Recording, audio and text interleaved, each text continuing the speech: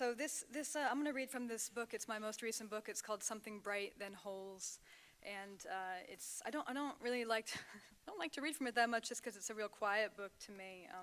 So it's full of a lot of very quiet, very short poems about some species of love, I guess. And this is the title poem. It's called Something Bright Then Holes. I used to do this. The self I was used to do this. The self I no longer am nor understand. Something bright and then holes is how a girl, newly sighted, once described her hand. I reread your letters and I remember correctly, you wanted to eat through me, and then fall asleep with your tongue against an organ, quiet enough to hear it kick. Learn everything there is to know about loving someone and then walk away, coolly. I'm not ashamed. Love is large and monstrous. Never again will I be so blind and so ungenerous. Oh, bright snatches of flesh, blue and pink, then 4 dark furrows, 4 funnels leading into an infinite ditch. The heart, too, is porous, and I lost the water that you poured into it.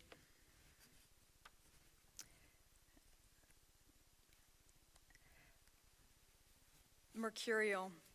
I have been warned against you. Mercurial, one friend says, and I wonder, is mercury a form of blue?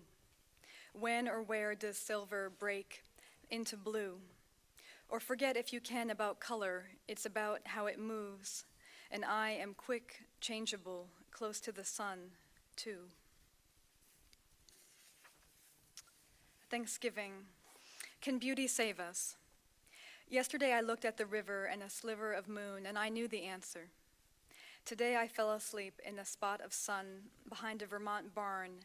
I woke to darkness, a thin whistle of wind, and the answer changed. Inside the barn, the boys are building bongs out of copper piping, electrical tape, and jars. All of the children here have leaky brown eyes and a certain precision of gesture. Even the maple syrup here tastes like liquor. After dinner, I sit the cutest little boy on my knee, and I read him a book about the history of cod and absentmindedly explain overfishing, then the slave trade. People for rum, he asks me, incredulously.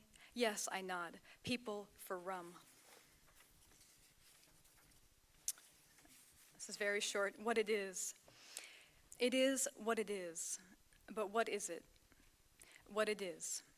Some soft tautology whose 2 terms are touch. Time to give it up.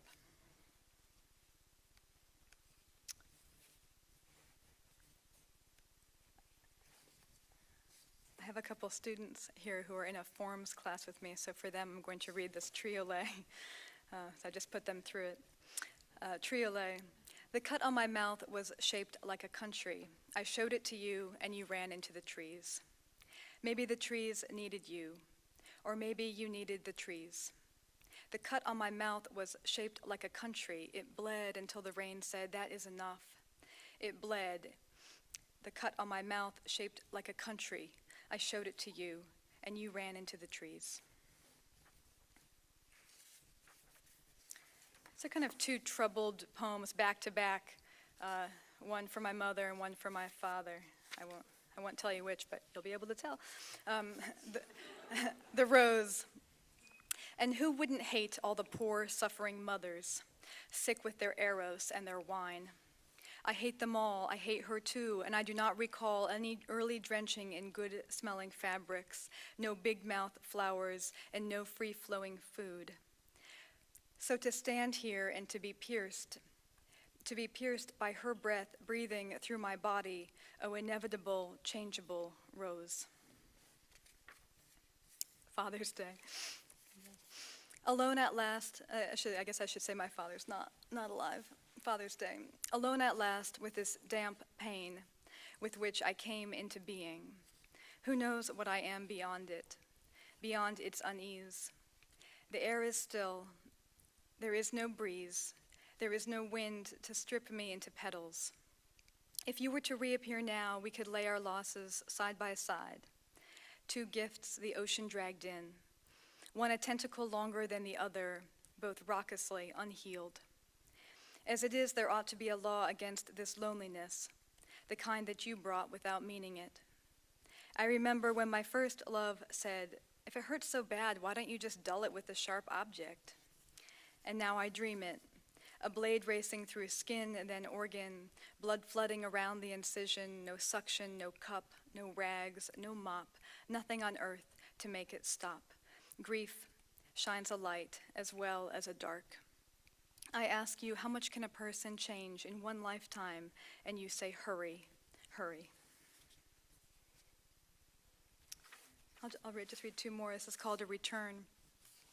You came to salt the earth and you salted it. I came on my heel.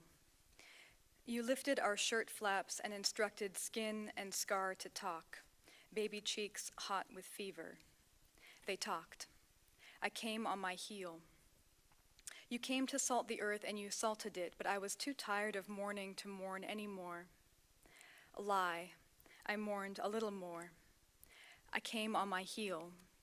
You came on my belly, in my mouth, near my mouth, then on my belly again. Inside I was pink with ants, very happy ants. You felt it. I was glad. I revisited my despair and I found myself used to it. No triumph there, not fair. Salted. And this is just the teeniest prayer, morning prayer.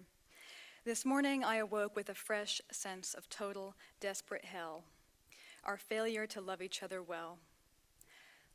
Oh, let a Jesus come down and make it sweet.